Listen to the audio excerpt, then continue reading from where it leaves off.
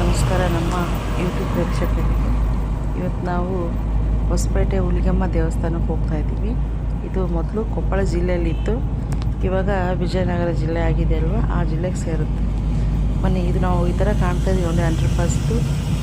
ಇದು ತುಂಗಭದ್ರಾ ಡ್ಯಾಮ್ ಪಕ್ಕದಲ್ಲೇ ಇದೆ. ಇದು ಆಲ್ಮೋಸ್ಟ್ ನಮ್ಮ ಕಡೆ ಎಲ್ಲ ಜನ ಹೊಸಪೇಟೆ ಕಡೆ ಇದ್ದವರು, ಬಳ್ಳಾರಿಗೆ ಹೋಗೋರು ಎಲ್ಲ ನೋಡಿರ್ತಾರೆ ಅಂತ ಅಂದ್ಕೊಂಡಿದ್ದೀವಿ. ಅಂಡರ್ ಪಾಸ್ನ ನೋಡಿ, ಇದೆ ಹೊಸಪೇಟೆ ಹುಲಿಗೆಮ್ಮ ದೇವಸ್ಥಾನ. ಇದು ಪಾದಘಟ್ಟ ಅಂತ ಹೇಳ್ತಾರೆ. ಗರ್ಭಗುಡಿ ಬಂದು ಅಲ್ಲಿದೆ ನೋಡಿ. ಟಿ ಬಿ ಡ್ಯಾಮ್ ಎಲ್ಲ ಖಾಲಿ ಆಗಿಬಿಟ್ಟಿದೆ.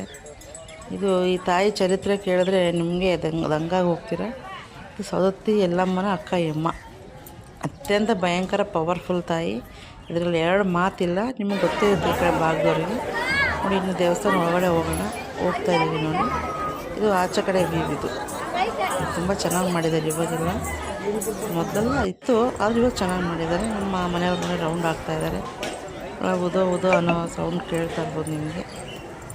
ಪ್ರದಕ್ಷಿಣೆ ಆಯಿತು, ಹೋಗ್ತಾ ಇದ್ದೀವಿ. ಇನ್ನು ಒಳಗಡೆ ಹೋಗೋಣ, ನಿಮ್ಗೆ ತೋರಿಸ್ತೀನಿ ಗರ್ಭಗುಡಿಲಿ ಅಮ್ಮನ್ನ 3 ದಿನ.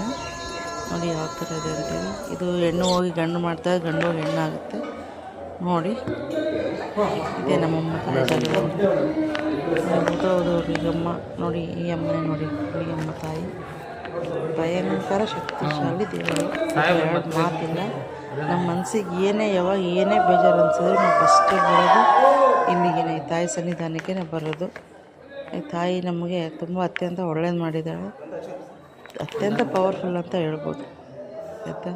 ಇದು ಸವದತ್ತಿ ಎಲ್ಲಮ್ಮ ತಾಯಿ ರೂಪನೇ, ಆದರೆ ಹೆಸರು ಮಾತ್ರ ಹುಲಿಗೆಮ್ಮ ಅಂತ ಇಟ್ಟಿದ್ರೆ, ಅಕ್ಕ ತಂಗಿಯರು ಅಂತ ಹೇಳ್ತಾರೆ.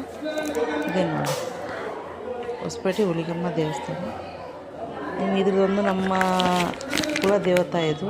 ನಿಮ್ಗೆ ಇದ್ರ ಬಗ್ಗೆ ನಾನು ಎಷ್ಟನ್ನೇ ಹೇಳ್ತೀನಿ, ಯಾವ ಥರ ಏನು ಅಂತ, ಒಂದಿನ ಏನೋ ನಡೀತು ಅಂತ ಹೇಳ್ಬಿಟ್ಟು ಮುಂದೆ ನೆಕ್ಸ್ಟ್ ಒಂದು ವೀಡಿಯೋದಲ್ಲಿ ಹೇಳ್ತೀನಿ.